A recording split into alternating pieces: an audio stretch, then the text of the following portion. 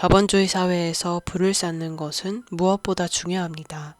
그런데 부를 쌓는 것 말고도 풍요롭게 사는 법을 알고 있다면 그건 더 다채로운 삶일 것입니다. 나는 죽을 때까지 재미있게 살고 싶다란 책에서는 그 방법에 대해 일러주고 있습니다. 이 많은 일을 할 수 있었던 것은 늘 나의 능력을 30%가량 아껴두었기 때문이다. 한 가지를 완벽하게 해내려면 그 일에 시간과 능력을 전력 투구해야 한다. 1등을 하기 위해 바닥까지 짜내다 보면 옆을 바라보지 못하게 된다. 풍경의 즐거움도 인생의 다른 가치도 놓쳐버리는 것이다.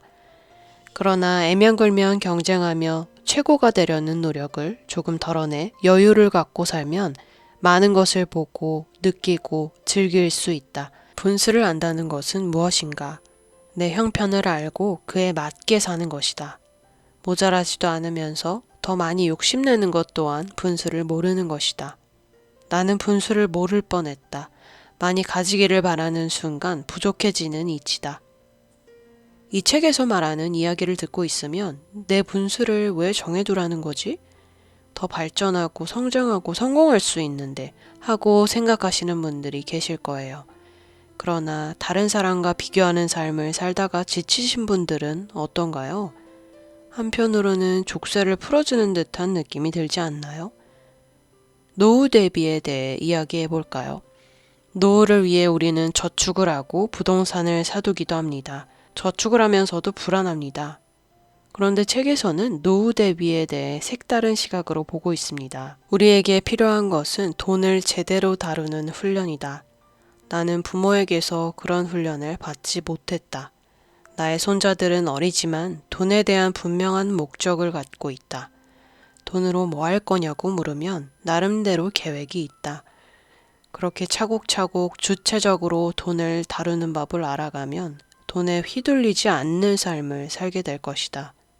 언제나 돈을 부족하다고 느끼지 않을 것이다.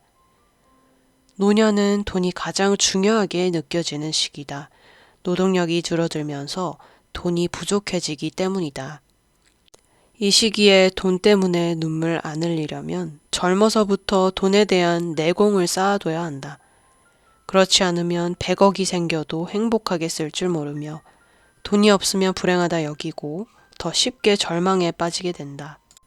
돈에 대한 균형감이 진짜 행복을 만들어준다. 노후에 유용하게 쓸 수 있는 것은 지난날의 저축이다. 그런데 돈만 저축할 게 아니라 마음도 저축해야 한다. 돈 없으면 어떻게 살아야겠다는 각오도 다져야 한다. 돈만 저축하면 노후가 편할지 몰라도 마음을 저축하지 않으면 돈이 있어도 불행하다. 자본주의는 겁을 준다. 노년에 경제적 여유가 있어야 안락한 노후를 보낼 수 있다고 재촉한다. 여행도 가고 골프도 즐기고 친구도 만나려면 돈이 있어야 한다. 자식이나 다른 사람들로부터 업신여김을 당하지 않으려면 돈이 필요하다. 돈이 있어야 품위 있는 노년을 보낼 수 있다. 모두 틀린 말은 아니다. 그러나 돈이 없다면, 돈이 떨어진다면 그 이유를 생각해야 한다. 여행은 안 가도 그만이다. 자동차도 버릴 수 있다. 돈이 없다고 대우해주지 않는 곳은 안 가면 그만이다. 노후를 앞둔 사람들에게는 돈보다 이런 각오가 더 중요하다. 인간 수명 100세다.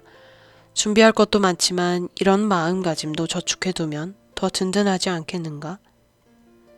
노후 자금이 충분히 확보되지 못한 노후가 오히려 축복일 수 있다. 무엇이든 열심히 일해볼 각오가 생기기 때문이다. 그러므로 경제적 기반이 취약하다는 이유로 노년기를 무조건 두려워할 필요는 없다. 노후 대비로 저축은 필수일 겁니다. 이 책에서는 부를 쌓는 것에만 집중하지 않고 어떻게 보면 한 가지를 더 하라고 하죠.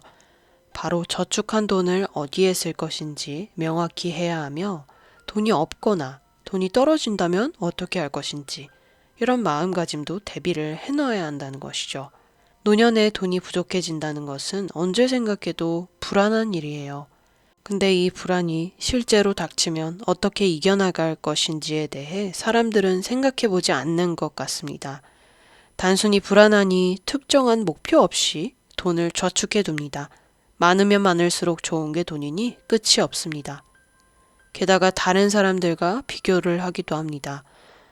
대부분은 나보다 더 열심히 살고 더 잘 버는 사람들과 비교하니 당연히 내가 저축해둔 것이 적게 보입니다. 괴로움의 연속입니다. 책에서 제시해준 마음가짐에 대해 대비하면 조금은 마음이 편해지지 않을까 희망이 생깁니다. 여러분은 돈을 언제까지 얼마나 모을지 생각해 두셨나요? 돈은 나한테 어떤 의미를 가지나요?